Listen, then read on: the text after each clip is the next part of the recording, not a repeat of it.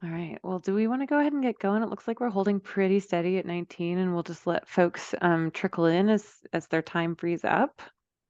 But I want to go ahead and get into it. Sounds good. I'll do a initial introduction and welcome to our meeting tonight, crafting the vision for mixed income educator workforce housing at 10333 North Wolfe Road in Cupertino. So just another reminder that we are recording tonight's meeting. And as Kate mentioned, we will be posting it on our project website just so people who weren't able to make it tonight can see it. And we can just have that as a resource. And I'll turn it over to Nicole. Awesome. Thank you, Jared. And before we begin, we wanted to start by just saying thank you to all of you for taking the time out of your busy schedules to be here with us tonight. We want to design the very best housing project that we can. And since our goal is to serve the West Valley educator workforce community, we can't do that without your incredibly valuable insights and input. We also want to thank you for the wonderful work you do as educators and school staff for this community. We appreciate you. For our agenda this evening, we'd like to first introduce ourselves and get to know you a little bit more. Second, we'll introduce the project site and the neighborhood. Third, we'll share some factors driving the design. After that, we'll share more about our design process and collect some insights into your design preferences. At the end of the evening, we'll open it up to a Q&A, followed by next steps and closing. We'll have a lot of interactive activities for you throughout the night, so we hope you enjoy them. We wanted to cover some ground rules at the start. Our top priority for you in this meeting is for it to be enjoyable and meaningful for everybody here.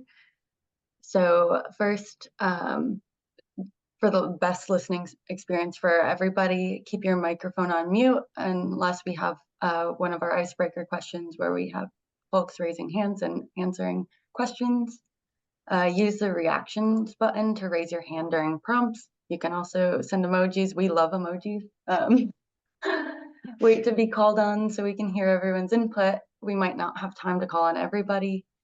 In the Q&A function, add your questions or comments throughout the presentation. We would love it if you would share your experiences with us. Your specific feedback and relevant knowledge is really important to us. And then we hope you have fun. And so as I noted, you can post your questions at any time throughout the Q&A using the Q&A function. Victoria is going to be feverishly trying to copy and paste these into our virtual whiteboard, and it'll be a great basis for discussion once we get to the Q&A. And then we'll use the chat function for our prompts. So we'll have some icebreakers for you in a short bit. And if we keep things organized, it'll be easy for Victoria throughout the night to copy and paste. So thank you. Our objectives for today are to introduce you to the project, to learn from you, to hear your values and preferences, and hear your questions. Everything is optional, all of the activities, and your answers will remain anonymous. I'll pass it off to Jared. Okay. So before we get too far, we'd like to introduce ourselves and give some background on our teams and on the project. And know that we're also joined tonight by some representatives from the County of Santa Clara, Office of Supportive Housing, and Supervisor Simidian staff as well, who really, I think you've met with before and have really been the kind of genesis behind this project. And then if you, Nicole, bring us to this slide. This represents our team here, our mighty team. So back at the beginning of the year in January, the county conducted a selection process to choose the development team for this project and selected Eden Housing along with the Engage Fora and Architects Fora team to really execute on their vision. And to give you some background, Eden Housing, we're a nonprofit organization that builds and operates affordable housing communities, mostly in the Bay Area, but also across California. And this gives you a sense of our portfolio here. And And my name is Jared Nolan. I'm an associate director in the real estate development department leading this project. And I'm joined as well by Melissa Vizard from Eden Housing. She's associate director of property operations in our management company. So Eden Housing, we develop affordable housing communities as well as manage and operate them over the long term. We've been around for 55 years and provide management services as well as resident services in our communities. And this gives you a sense of some of our developments in the South Bay area. And hello all. Thank you so much for being here with us this evening. I'm Kate Conley. I'm a principal with Architects Fora.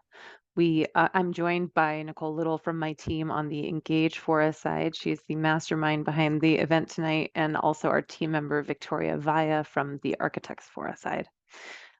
We are honored to be part of this team designing new homes to serve educators and school district employees, as well as other West Valley families.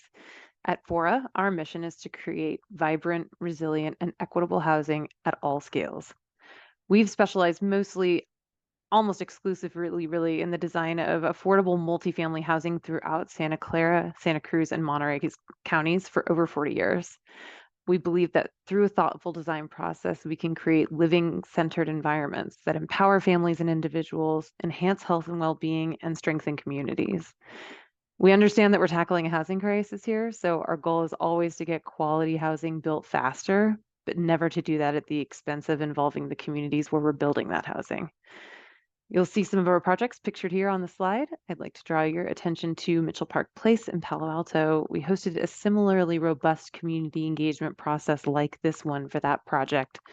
And the design of that building is truly so much better because of all the community insights, ideas, and values we heard. We're also Engage Fora, where our mission is to amplify diverse voices, craft meaningful and inclusive design processes, and ultimately create buildings that serve future residents with homes that celebrate people and place. What we've learned is that when we co-create places with the community, we share that sense of ownership and pride over the resulting design. And we know that designs that are loved last. Our name is similar to Architects Fora because we are all part of the same team. Engage Fora was really born from Architects Fora's core belief that design is better with diverse voices at the table. Our teams are interwoven seamlessly so that the best ideas, no matter the source, make it onto the drawing board. Together with Eden, the County of Santa Clara, and thousands of community members, we have successfully hosted engagement on multiple projects, delivering high quality and affordable homes to our communities. We are so excited to get to know you all a bit better. So for today's icebreakers, you'll see 3 questions on this slide that we'd like for you to respond to in the chat. We do ask that you keep your responses relevant to these 3 topics, but if you have other feedback at this time, we would love for you to make a note of that in the Q&A. Or you can save it and bring it up at the end of the meeting. That's always a great option as well. Now, the third question here goes a bit deeper into your housing experience. We do encourage you to share your housing stories with us if you're comfortable doing so. These stories will help us understand and empathize with you. These stories will illuminate what is important, and these stories will help us advocate for you. So we're now going to launch our whiteboard. Please write your responses in the chat or raise your hand if you'd like to speak up, and we'll move through one question at a time. So we're going to begin by calling on those with raised hands, and we'll spend about 5 minutes on each question. Remember, if we don't get to you in time, you can always add your response in the chat. So first, we'd love to hear what makes your district special or unique. We have folks from all kinds of West Valley school districts here tonight, so we'd love to hear what makes your district unique.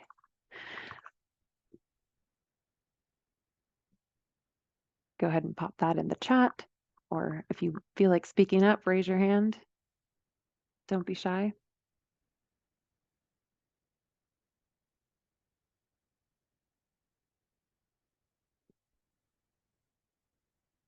All right, Cupertino Union loves the community, school districts, wonderful students. Keep them coming. These are great. Thank you, everyone.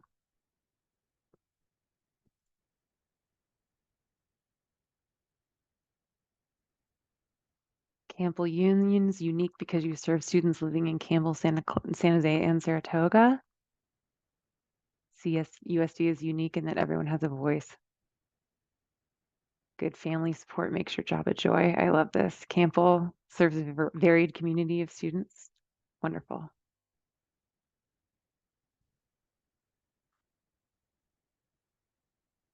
Awesome. We'll give this just a few more seconds and then we'll move on to question number 2.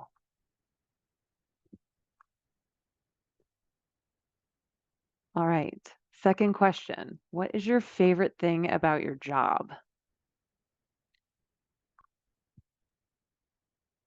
I really appreciate everyone's participation. We're really hope to make this an interactive experience. So, um, really, really appreciate that you guys are all engaging with us here.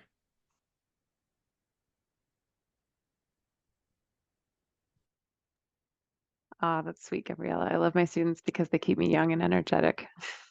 So sweet. I feel the same way about my team.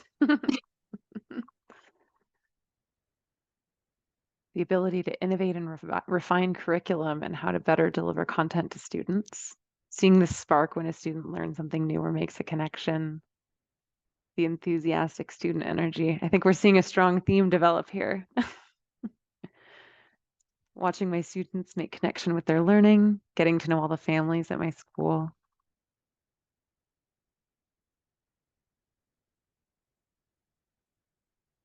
Wonderful. We'll give this one about 15 more seconds.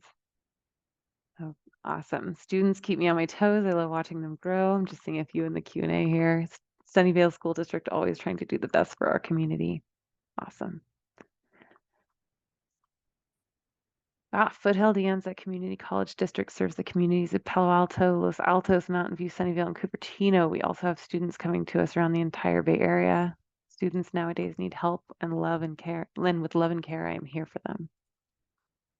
These are awesome responses. Thanks, everyone. All right.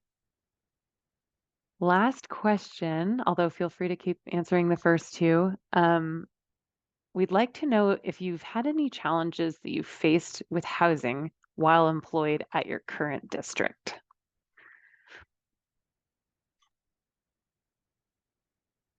And you can select whether you want to share this with everyone. You can also just send it to the hosts and panelists as well, and only we will see it, and we can make it anonymous as well, so you can choose how you'd like to share it. It's a great point. Thanks, Jared.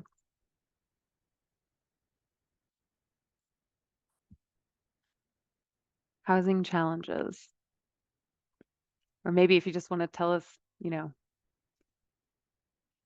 see, overwhelming majority of our employees cannot afford to live in our service district.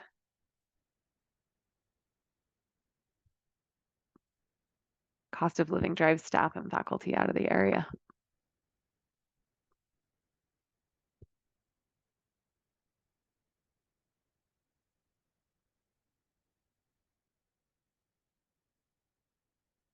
Any other housing challenges? Commuter from the Central Valley. Wow. Cost of living drives staff and faculty out of the area. Other people can pay in cash, and I cannot as a teacher. Plus, the interest rate is crazy high. I hear you. Moved to my parents' house 3 years ago to save up and buy my own place. 3 years later, still commuting 44 miles. Yep. Very, very expensive to purchase a home in this area. These are great. Wow, they're flooding in. Thank you, everyone.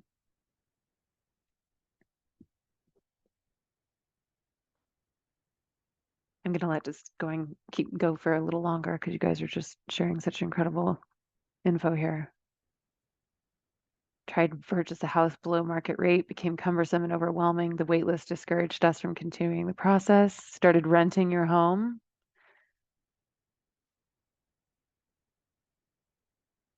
Yep, I'm seeing long commutes, home ownership out of reach, housing out of reach, lots of renting.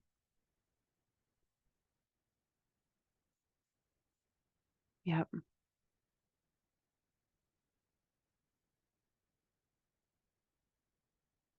All right. Thank you, everyone. Extremely large portion of income devoted to rent. Yeah. Lots of rent burden.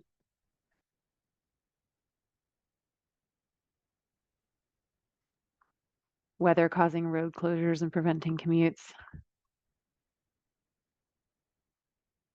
Moving with extended family. Okay. These are awesome. Keep them coming. We're going to keep going because we have lots of great content to get to, but really appreciate everyone's responses. We have a few more kind of more data-driven questions to understand you and your households better. So in just a minute, we're going to launch our first poll with some easier questions just regarding your household demographics.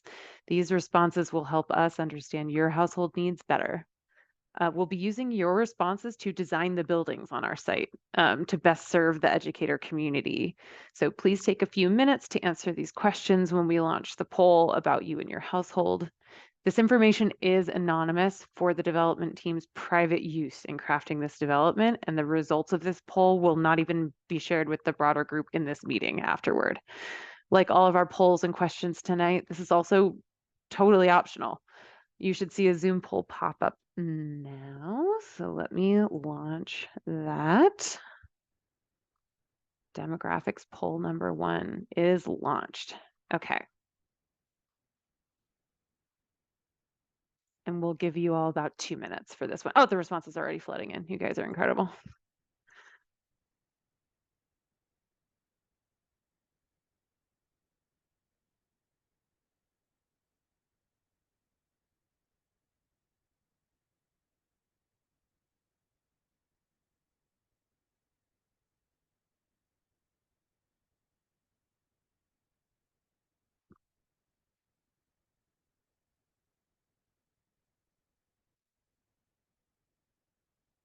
All right. And make sure to scroll down, answer all the questions if you can.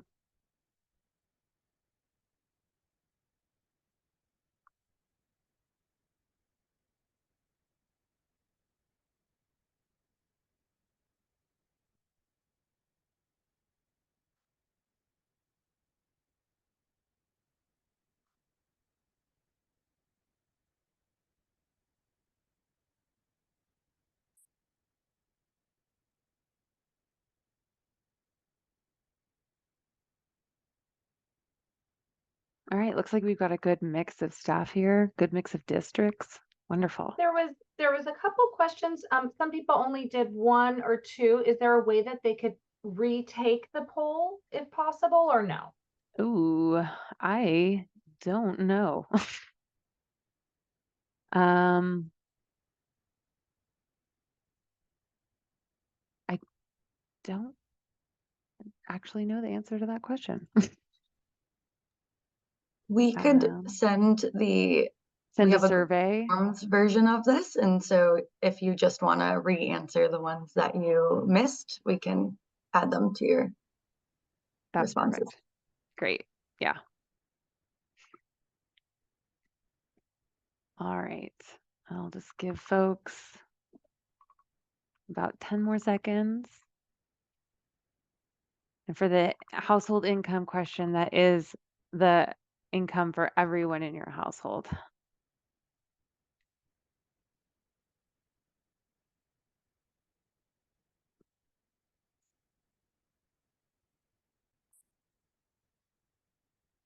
Okay, I'm going to go ahead and end the poll. I will not be sharing the results, but thank you everyone who was able to contribute. All right. Nicole. Thank you, everyone. We appreciate your answers. And like I already said, we'll send out that Google Forms link in case you missed some questions. So now we'll shift gears and talk about the project site and the neighborhood a little bit. We're really excited about it and hope you are too. First off, the project's located in Cupertino, central to the West Valley, and it's a pretty ideal site. The project site, highlighted by this oddly shaped yellow box, the little yellow triangle there, it's located in a high resource neighborhood. It's an ideal commuter site. It's just off the 280. Future residents will be able to benefit from the commercial corridors such as Stevens Creek Boulevard and De Anza Boulevard. There's already a huge variety of walkable retail and restaurants and cafes at existing developments in the neighborhood, such as 19800 apartments in Main Street, Cupertino. And if that's not already good enough, there's an exciting amount of transformation going on in the neighborhood. You might remember this area of Cupertino as the former Valco Mall. The city's been working to re-envision these parcels for years, prioritizing retail, recreation to honor the history of the mall, but also adding a high density of housing and offices so it can be vibrant and walkable. The project site, highlighted here again in yellow, has been envisioned for housing for over 30 years and is currently in the process of being zoned so that we can build a higher density of housing on it. This process is deeply collaborative. Not only are we aligning with the city and the county on our goals, but we're meeting with the greater Cupertino community concurrently and have to take into consideration the massive transformation this neighborhood's already undergoing. Our engagement process is especially sensitive to the neighbors. We're engaging with them in parallel to get them excited about the project and building something that they're proud of too. So far, we've heard such overwhelming support for the creation of Educator workforce housing. The community deeply values education, and I think they're really excited about the project. Speaking of transformation, one exciting effort going on is the city's commitment to making Cupertino a safe, walkable, and bikeable neighborhood. Running alongside our site will be a brand new multi-use pathway connecting major corridors and parks along the 280. This is called the Tamian Inu Trail. There is an array of bike path projects coming to this corner of town, the Stevens Creek Bikeway Corridor, for example, and a bike path that will connect down from our site to Stevens Creek Boulevard. Planned for the 50-acre former Valco Mall to the south is a significant number of new housing, office, retail, workspaces, and public parkland and open space. Though we're not associated with this project called The Rise, we're excited about it because it will connect our site with a vibrant, walkable downtown urban feel. Here's a closer look at the site as it stands. It's essentially a big parking lot, and there's a lot of trees that we hope to preserve, at least a few of them. Within the immediate context, you'll see the Portal neighborhood to the west, the 280 off-ramp to the north. That's where that Tamian Inu Trail will run, the Hyatt to the east, and the future site of the Rise to the south. Oh, Kate, you're muted. Thanks, Nicole. We'd like to hear your thoughts on the project location, so it's time for another poll. If you ever venture into this area of Cupertino, or if you could see yourself living here, we want to hear from you. So please share your responses in the Zoom poll being launched now, and make sure to scroll down so you can see all the questions. We'll just give this about a minute.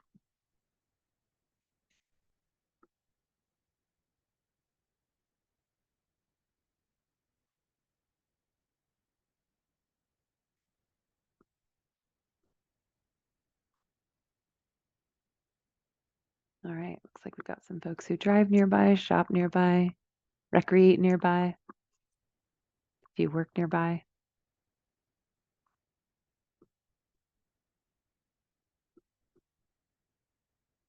Nice, got some interested future residents, Jared and Melissa.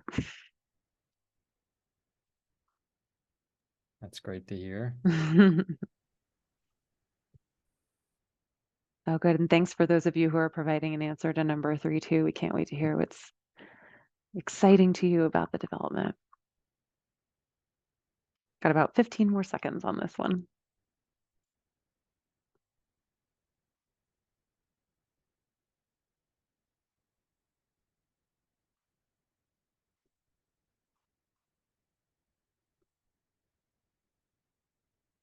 All right, I'm going to end the poll now, and I'll go ahead and share those results so everybody can see.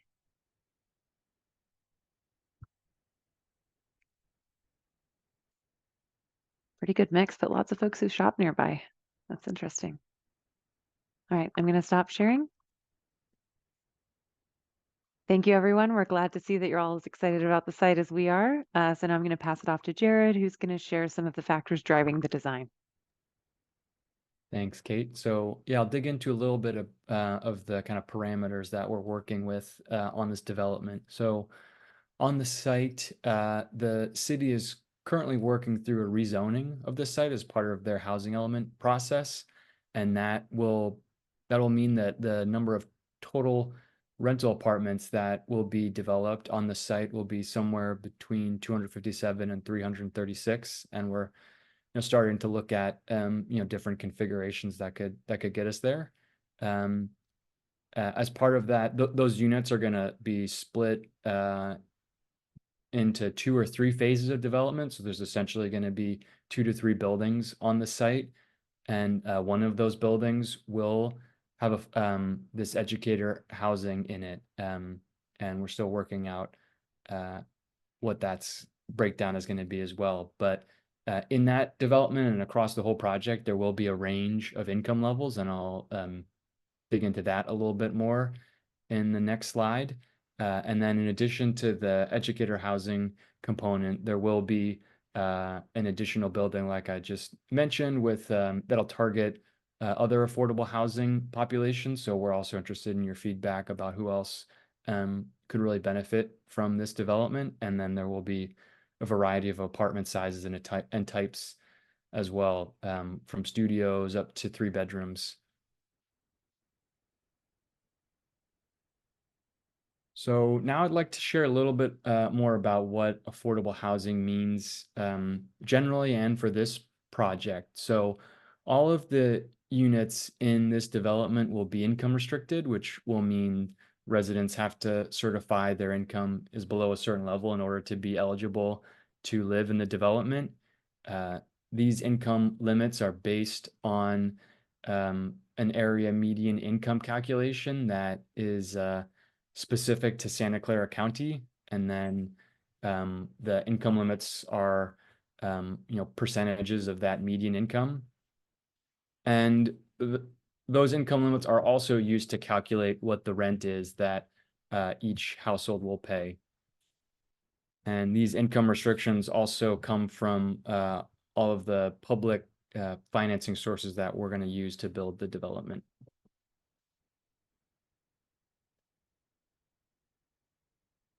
So here's a tabular representation of what those income limits actually look like last year in the county of Santa Clara. So the 100% income level, that's median income in the county, and you can see it increases depending on household size from 1 person to 5 person. And this is a general range for what we expect to house in the development, all the way down from the 30% income level up to 120%, and potentially a little bit above that as well. But this is the range that we're looking at, and this is one of the reasons why we asked in that poll about household income size, to make sure that we were targeting this development towards the needs of the educator housing community. So we're really eager to to collect that information and make sure we incorporate that into how we set up the housing. So to show you how this translates the rent, I'm going to go through an example now, and we'll look at that 80% income level, or sorry, 50% income level for a 3-person household. And a 3-person household is typically who would live in a 2-bedroom unit. So you would take that $80,000 annual income, multiply it by 0.3. So you're expected to essentially pay 30% of your income towards housing, and that would come up with the annual rent of $24,000, and that'll translate into a monthly rent of $2,000 a month for a household that's earning that 50% of area median income. So another question you may have is, how will educators be prioritized in this development? And that's something that we're still figuring out. We're still working out how that's going to happen in practice, and we welcome input from the educator community on this. But that process will need to comply with fair housing regulations, as well as the financing sources that we end up using to pay for the development. But currently, how we're anticipating this will work is that at initial lease up, and as units become available during operations, we'll have a lottery process, and in that process, we'll prioritize households, so they'll get the first chance at moving in.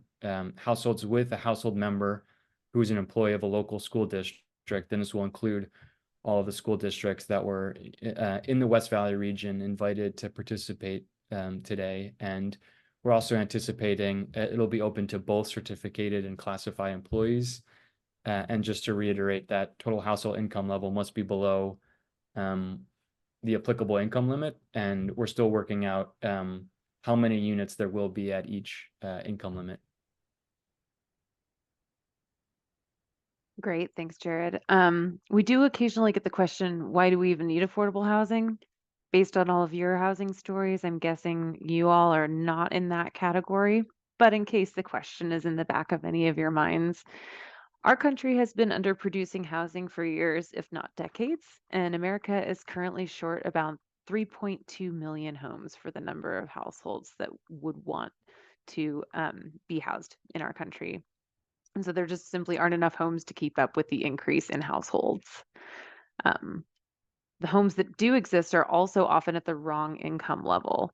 So there aren't enough affordable rentals for low income households. You know, someone at the highest level of income can afford any home along the spectrum, but someone at the lowest income is, of course, limited to only those homes within their affordability level. So statistically, we found that for every 10.8 new low income households added in our country, only about 4 new homes are created at an affordability level that would house those folks. So it is time for another poll. Please answer the following questions about your values and experiences around housing for us. We'll give you a little over a minute to answer these, and I'm going to go ahead and launch the poll now. Reminder to scroll down.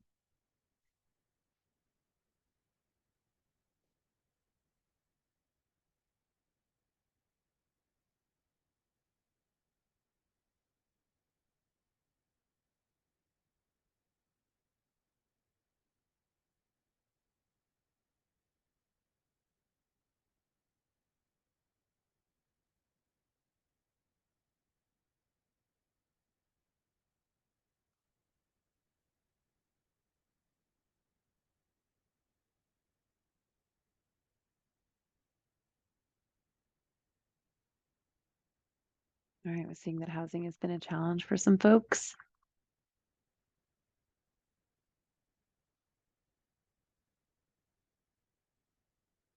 This is great. Thank you. Oh, these are rolling in. Oh, wonderful. Thanks, everyone.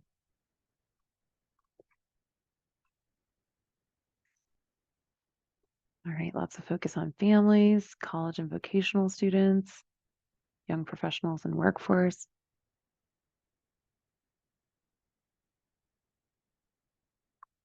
All right, going to give it about another 15 seconds.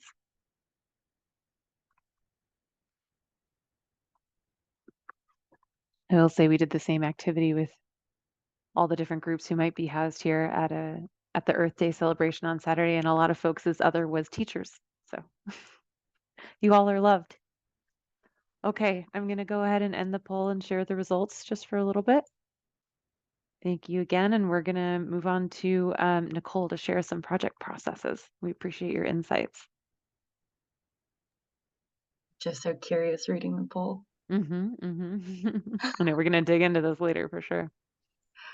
All right, thanks again, everyone. I'm gonna summarize our project process, and then we'll get into some design-oriented activities. So I'll start off with the community engagement process. Our overarching value is to make sure this process is meaningful, genuine, inclusive, and impactful. You can see this started back in our RFP process that Jared noted when we competed for this project with the County of Santa Clara, and we were awarded this truly because we care so much about community engagement. Our first step was just to get our feet wet. We did stakeholder interviews with leaders throughout the community. One of those was a meeting with the school district board members and the supervisors. And then we went into our listening phase. This is our listening phase right now. So our primary goal, you'll see we haven't presented any design. Our primary goal is to hear your values, preferences, questions, and ideas. We're also meeting with the wider Cupertino community, as you've heard a few times tonight, to hear their values. We'll sort all that we've heard into themes. We call these community-rooted values, and we'll use those for our next phase, co-creation. During co-creation, we take those major themes, create meaningful, relevant design activities for you so that you can make a genuine impact on the final design. If everyone cares about outdoor amenities, for example, we'll talk about outdoor amenities then. Feedback from this event tonight will help us schedule what the next step is, so stay tuned. In our last phase, accountability, we'll share all we've heard and point to specific areas of the design where your input's been integrated. We'll use things like diagrams and really show moments in the design. But most importantly, we'll celebrate, since we know the design will be so much better because of your insights. We won't leave you in the dark after that. Our communication lines will stay open to hear any additional feedback and questions you might have, and we'll continue to share project updates. All right.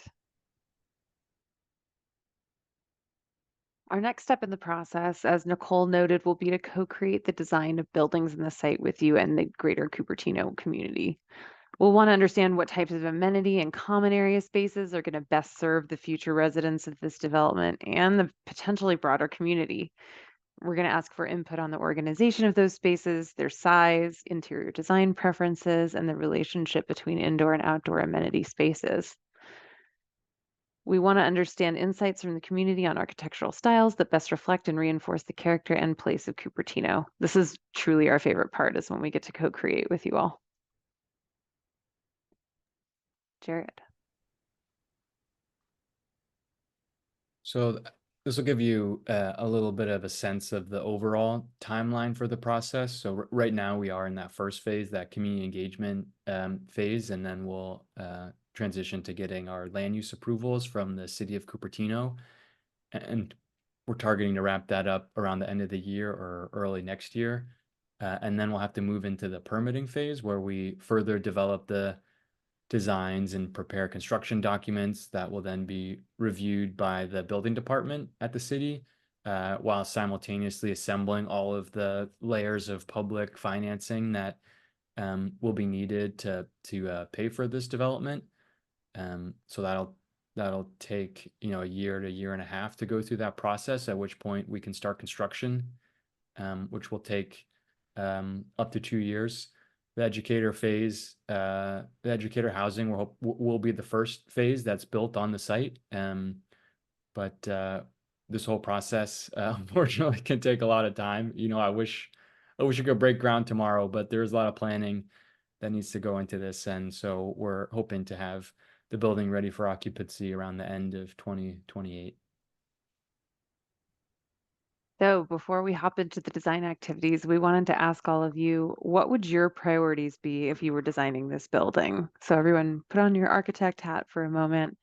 Nicole's going to pull the whiteboard back up, and we'd love for you to use the chat or raise hand functions like earlier, and we'll take responses for the next 3 minutes. Maybe your priority is making sure you have a great connection to that bike pedestrian trail, or making sure you have an easy commute to nearby schools where you work. Oh, awesome. I'm seeing secure parking. I'm seeing washer dryer. Clubhouse, really great amenity for parties. Wonderful. There was eco-friendly there too, Kate. Oh, nice. Thanks. Yeah. An electric car charger. Second on the washer dryer. Love it.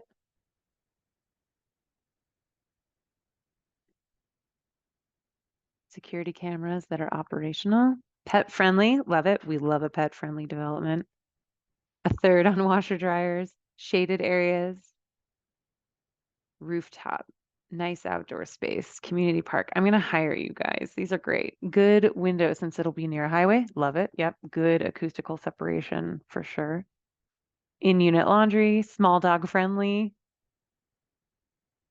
Child friendly, easy commute, built-in laundry, accessibility, excellent. Noise is limited, trees and shade. These are fabulous. Solar.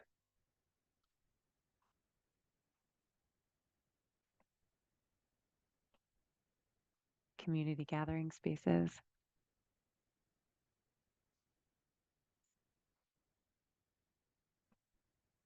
Open space layout of the house itself. Great. Good. Good lighting, open floor plan, plenty of storage space. These are fabulous responses and exactly what we're looking for. Thanks so much. Pet friendly, awesome. Big balconies, good ventilation, nice. Skylights. Awesome. Okay, keep the responses coming. We are going to go ahead and launch another poll. Just want to make sure Nicole has time to catch up with me. Here we go. Time for another poll. This poll is known as a visual preference survey. So we're going to ask you to rate residential buildings from near the project site. When you see the photos, please rate them using the following scale, answering the question, how do you feel about the design of this building, the look of this building? 5 means I love it, all the way down to 1, I actively dislike it, with all the numbers ranked in between.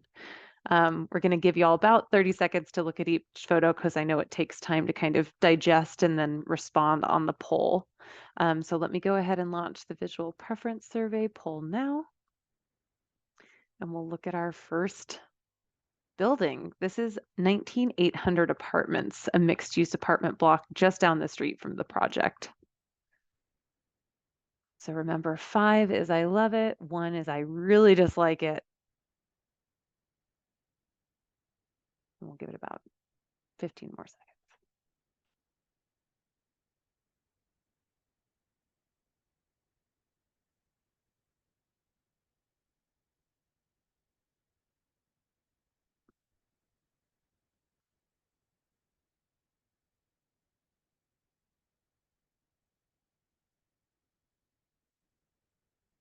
Okay, number 2 is Westport Senior Housing, a project that's in development.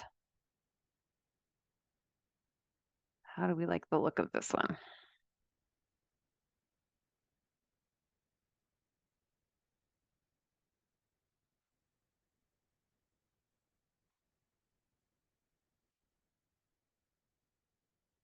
All right, doing a little better with Westport.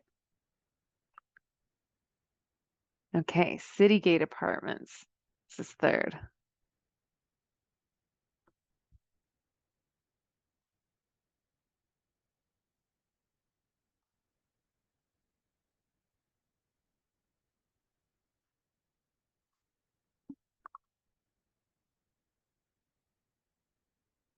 Few more seconds on this one. All right. 4th is the Towers, a landmark at the corner of Stevens Creek Boulevard and De Anza Boulevard. How do we feel about the Towers?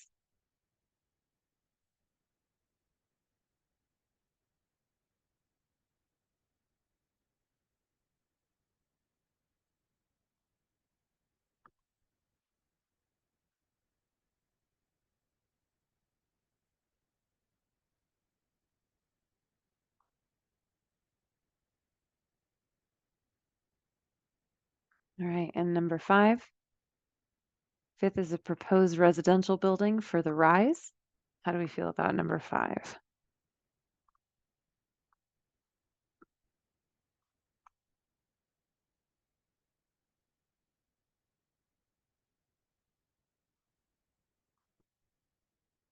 All right, number 6 is the Main Street Cupertino Lofts.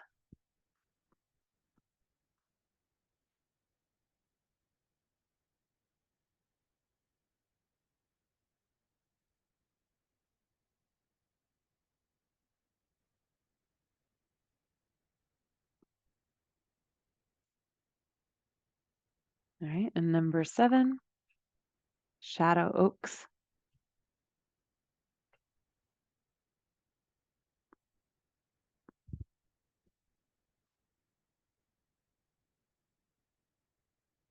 Remember to keep scrolling down on the survey. All right, number 8. This is really close to the site. This is the Hamptons, just across the highway.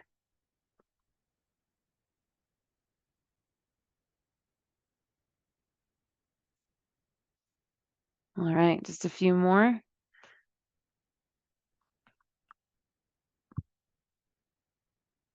Number 9 is the veranda, which is senior apartments down on Stevens Creek.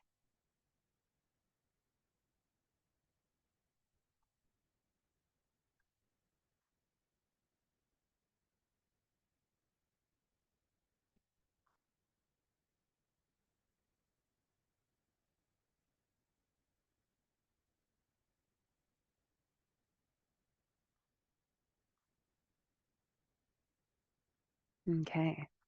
Number 10, Stevens Creek Villas, a little smaller scale.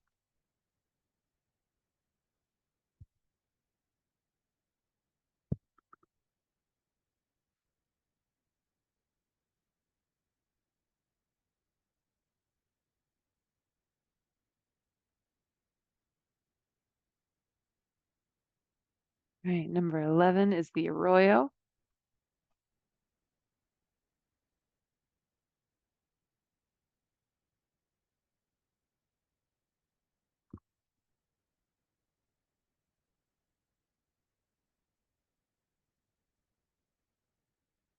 And last one, number 12, is 1655 South De Anza. This is also a proposed development.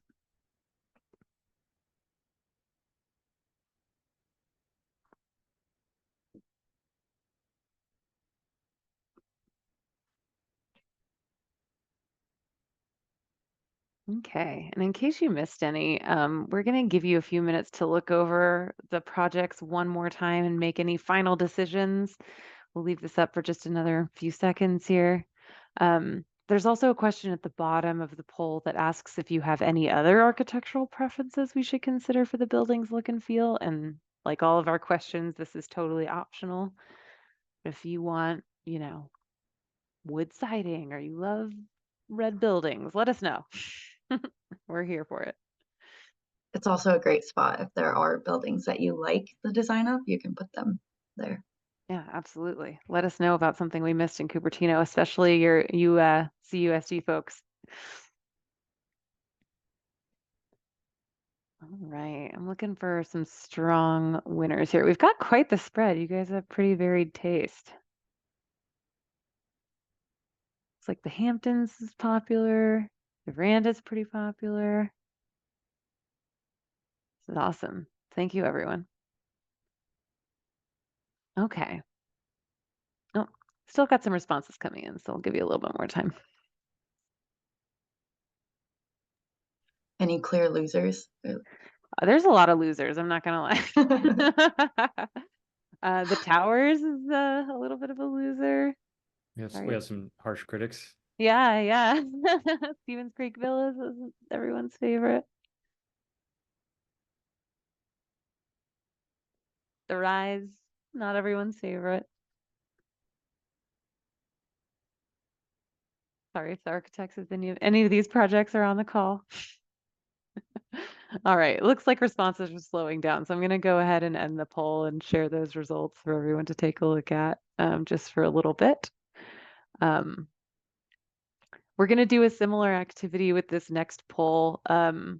Really want to just thank you guys for all of your contributions so far, but we'd like to hear your preferences on something that's a little bit more experiential now rather than just visual. And we're going to be talking about the amenities. So we're going to share a range of indoor and outdoor spaces with images, and your preferences that you tell us about tonight will help us plan which communal spaces to prioritize across the site. Each question has its own slide, and we'll give you about a minute on each slide. So let me launch poll number 5 now. Okay, first we'd love to know what community spaces you'd like to see prioritized for the inside of the building. So these are interior priorities. And we've asked you to pick your top 5. So go ahead and look through them now.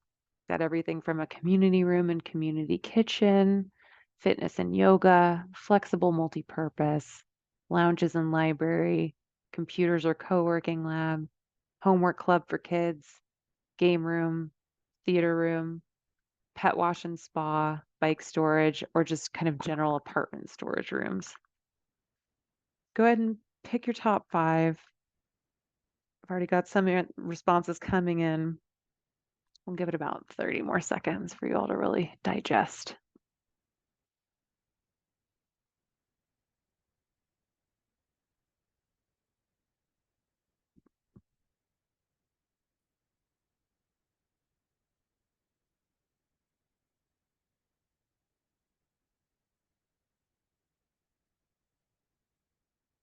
Okay. Keep that poll open. Don't close it, because now we're going to move on to outdoor services. Oh, there's my timer. Perfect timing. Now we're going to move on to the outdoor amenities. So again, this is the same. Pick 5. We'll give it about another minute.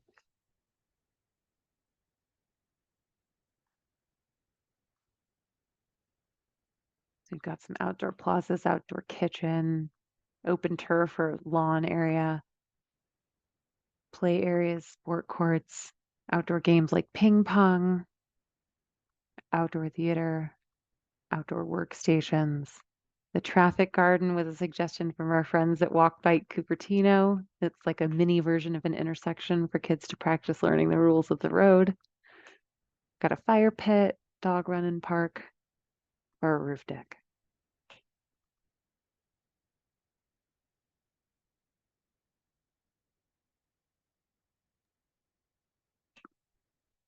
Got another 15 seconds on this one.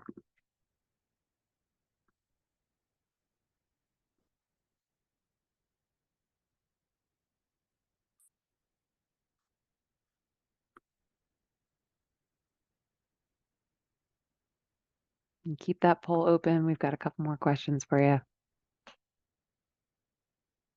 All right. Nicole, it looks like you're on this next one. I moved it.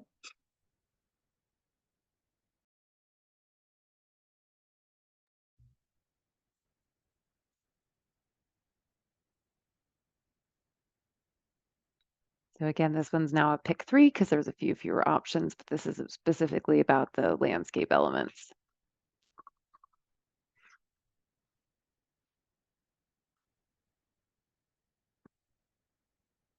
Ooh, strong lead for canopies and shade, tree canopies and shade.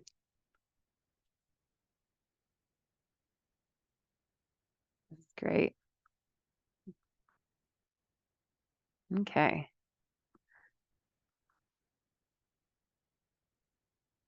And then the last one,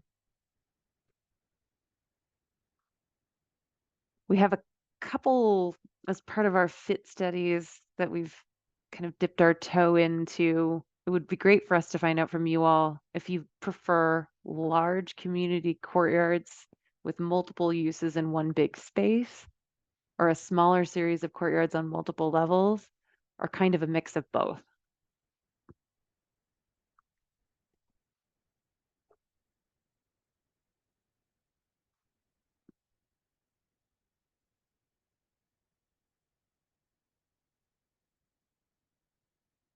And then there is short answer options down here at the bottom, questions 5 and 6. If you have any other ideas for the amenity spaces, maybe something we didn't even think of, or if you have any other ideas or preferences for the landscape design.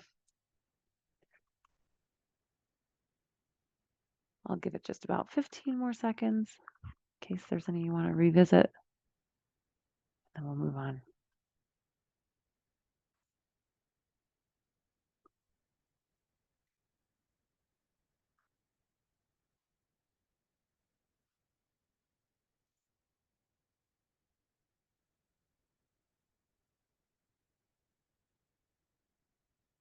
I don't have the ability to relaunch the poll, everyone. I'm so sorry. I'll try and figure out if that's a Zoom feature for next time.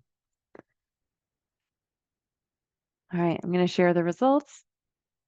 So in the indoor amenities, it looks like the top 3 are community room, fitness and yoga room, and a flexible multi-purpose space tied with the storage rooms. That's super helpful. We'll keep those in mind.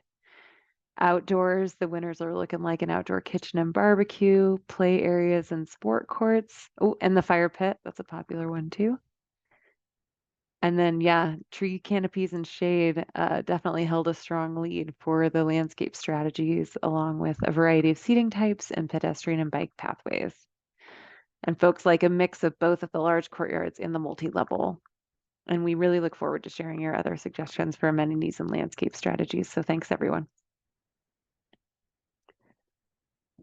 All right, we want to thank you all for sharing your design preferences. We understand that there was a lot of visuals, so thanks for hanging in and continuing to participate. This is really going to massively help us as we move into our design phase. Our team members have been adding your questions to our virtual whiteboard in the background throughout this meeting. So now it's time for Q&A. Your questions and answers have been sorted onto boards based on these 3 themes. We're going to start with development questions and ideas. This will be things like process and development, resident services, property management, leasing preferences, which a lot of your questions have been focused on. So we're going to give Jared and Melissa a lot of time to respond to those. Next, we'll cover any design questions and ideas like design process, landscape preferences, exterior design, interiors, occupant experiences. The Fora team will go ahead and tackle those. And finally, we'll just cover any questions that don't fit neatly into either of these categories. There's kind of that other category. And we'll spend about 5 minutes per theme. We're happy to dedicate a little design time to the development theme if there's more questions there.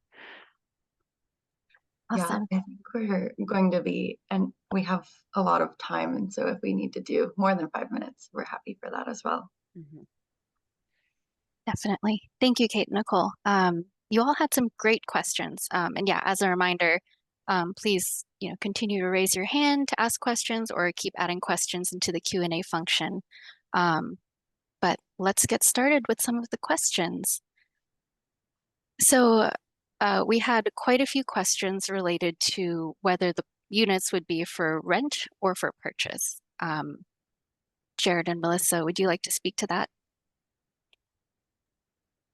Sure, I can start with that. So at this point, you were anticipating all of the apartments will be rental apartments, and there won't be for sale homes. But it's something I'm happy to look into if there's interest, and so that would be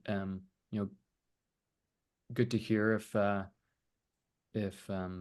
is something that's strongly desired. I think a lot of work would need to go into making sure they are priced affordably. It's also a lot harder to put together those kind of financing sources to enable that. And also the school districts are and the county are looking to make sure this is kind of an ongoing benefit to the school district. So I think that's another reason why the rental housing was prioritized here. But it's something that we can explore. All right, looks like we're seeing a lot of strong preference for home ownership in the chat. Thanks for that, Jared. There's anything there, or if the county wants to speak to that. I see Consuelo, but I think the expectation is at this point that it will be rental housing. Great. Thank you, Jared. So we have another question here. Let's see. So I think we had a question earlier with a comment saying, outside of affordable housing, as the term affordable housing is vague and is still unaffordable to most living off paycheck to paycheck, would the creation of low-income housing be a possibility, which is lower than affordable housing?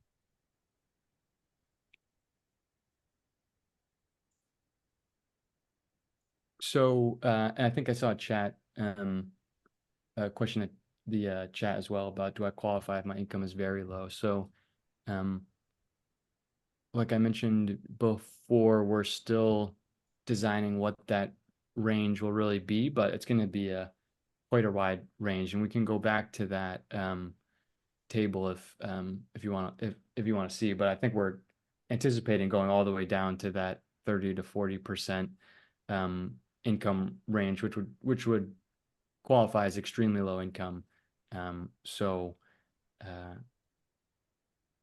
think likely, I think so 30% AMI would, for a single person household, is around $15 an hour, kind of minimum wage sort of job is equivalent to like an extremely low income in Santa Clara County. So you'd have to be earning less than that to be eligible.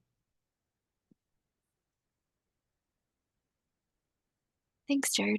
And Melissa, if you have anything to add, feel free to jump in at any point. Exactly what you said. a whole bunch of different income brackets. And that's really, you know, the purpose and our mission is to make sure that we're serving all households, single families, you know, large families, all different income levels. And there was a question about HOAs too. Jared, if you want to cover that, we don't charge HOAs at this time. Yeah, and all of the amenities would be provided, you know, free to use at no cost to residents. So you wouldn't need to pay, you know, to use the gym space if that's what we end up building, or you know, anything like that. That would all be included in the cost of rent. All the amazing shade trees. All right, it looks like we have some questions surrounding how many units are going to be developed and when would they be ready. We want to just reiterate that, Jared. For the educator housing piece, we're still working out how many units that will be. The total development, as I said before, is will be somewhere between 250 and 325 units, somewhere in that range. And then the educator housing building will be a portion of that. And we're still kind of figuring out, based on how the site is laying out, what that's going to be exactly. And the current timeline, we're hoping, ooh, I don't want to say this off the top of my head. We'll promise to follow up with folks. How about that? So it looks like I'm seeing a lot of questions swirling, Jared, around household changes. If I retire, if my income changes, if I no longer work for the district, if my children move away. So how are household changes handled?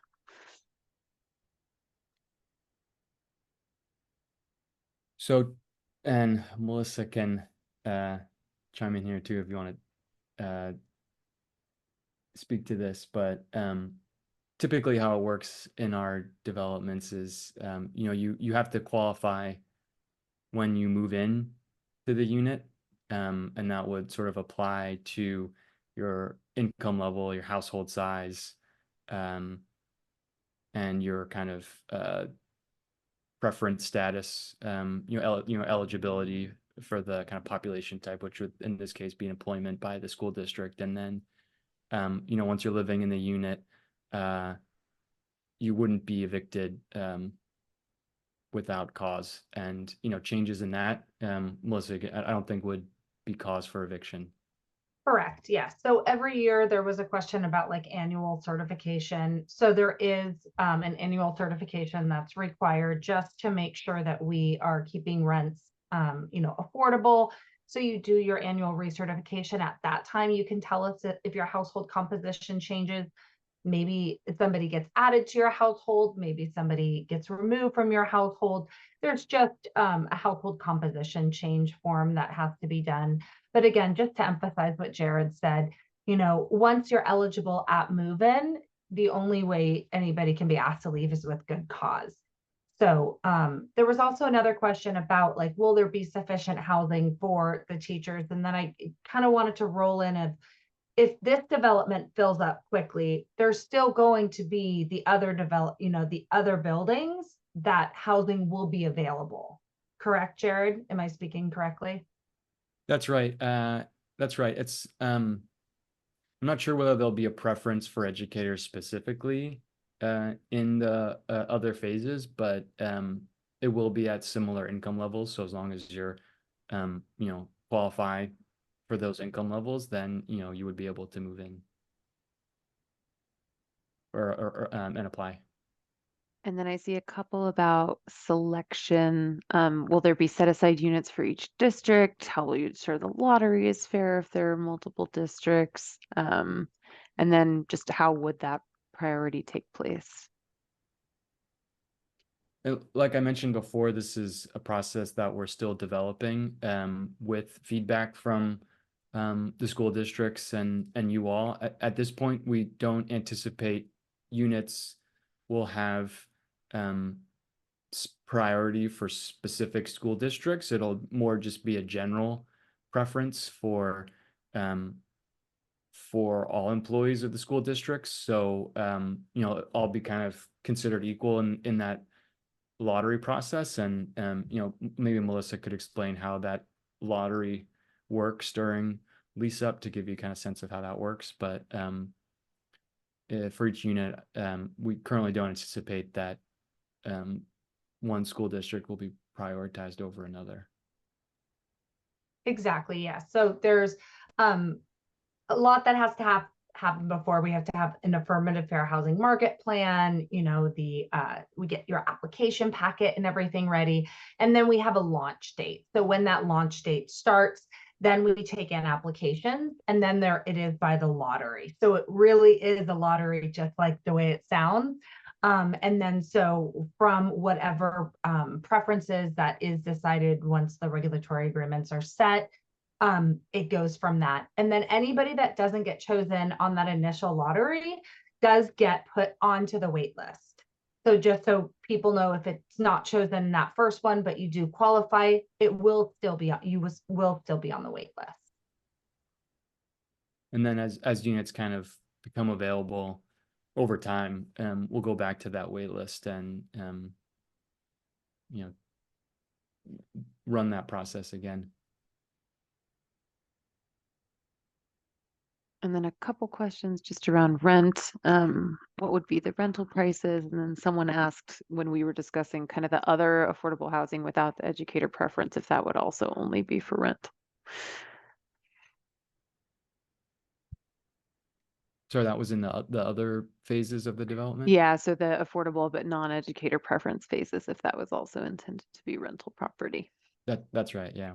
Also rental apartments. And then rental prices are based on 30% of folks' annual income for the household, correct? Those income limits that apply to each of the units.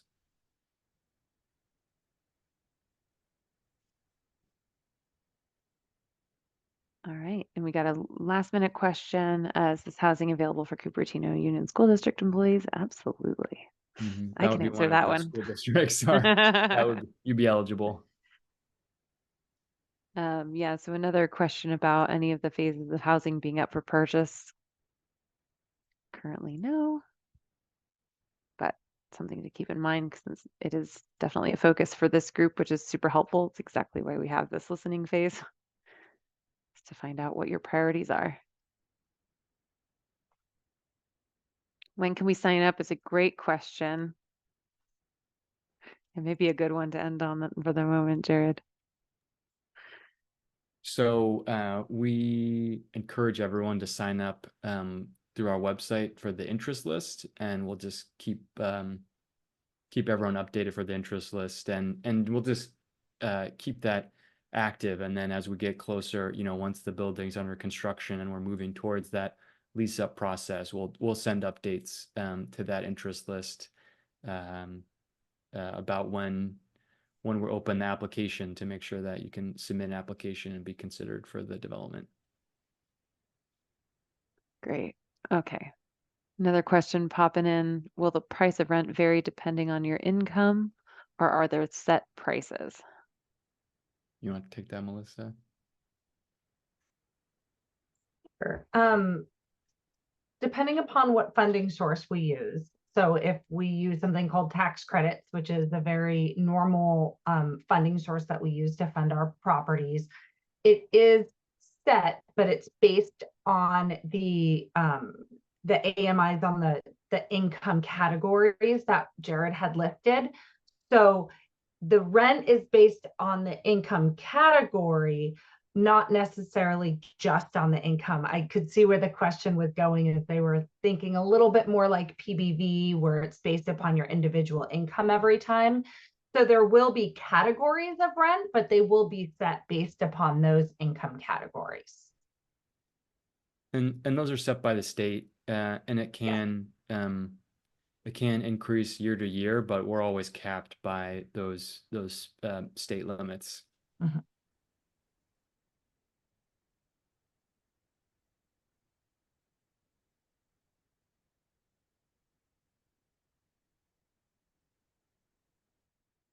Okay, it looks like we have I'm a classified employee at Cupertino School District. Can I apply? How do I apply? Which website?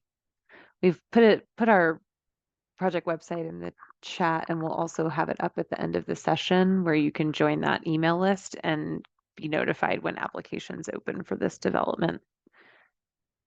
Not quite yet is the answer. Oh, and will there be studios available? Oh, that's a design question. We'll get to that.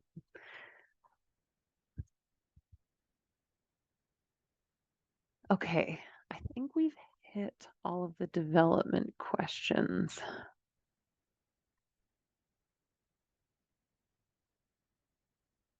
So we'll move on to the design board.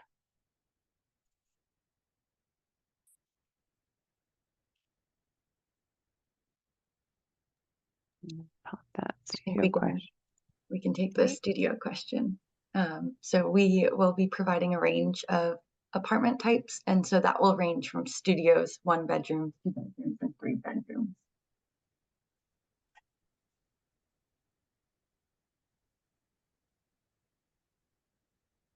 Any other design related questions for us? I know the development questions are the bulk of the curiosity, which we completely understand.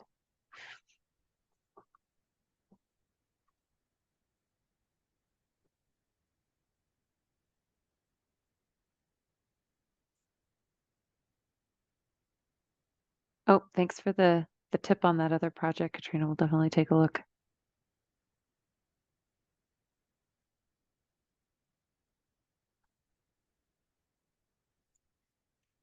Okay, well, as we close up here, if any other questions or thoughts pop into your mind, please pop it into the chat or into the Q&A. Oh,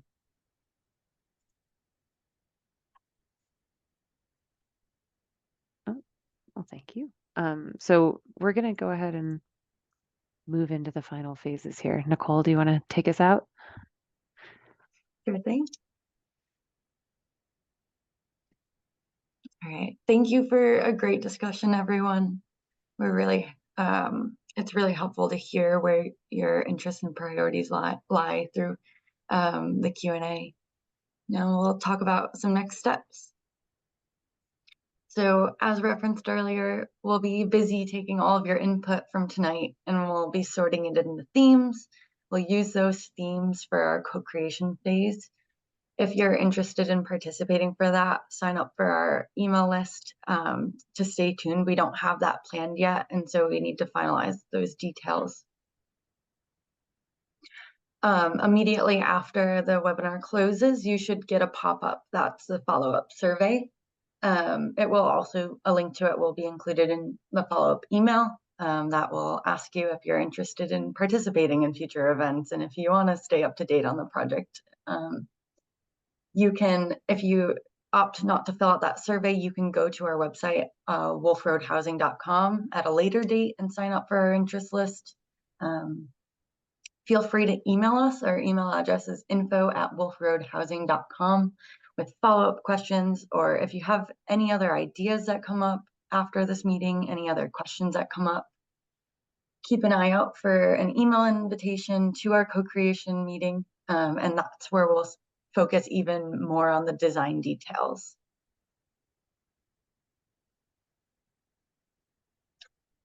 So stay in touch. It's been a wonderful evening getting to know you all. We deeply appreciate your time and energy and insights and know that the future design of this building will be so much better because of your input. With that, I guess we'll end early and take care and enjoy the rest of your night. Thanks, everyone. Thank you, everyone. This is great. Can't wait to get designing based on all your wonderful suggestions. We'll leave the presentation up and the Q&A open just in case you have a couple last thoughts. But otherwise, have a great night.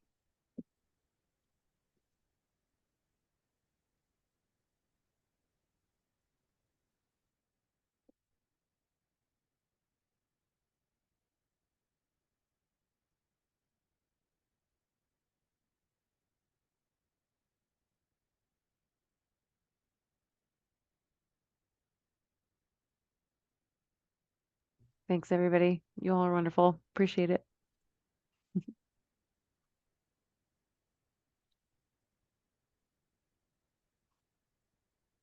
All right, everyone. Well, with that, I think I'm going to go ahead and close the webinar. It looks like folks are drifting off. We'll catch up with all the results next time.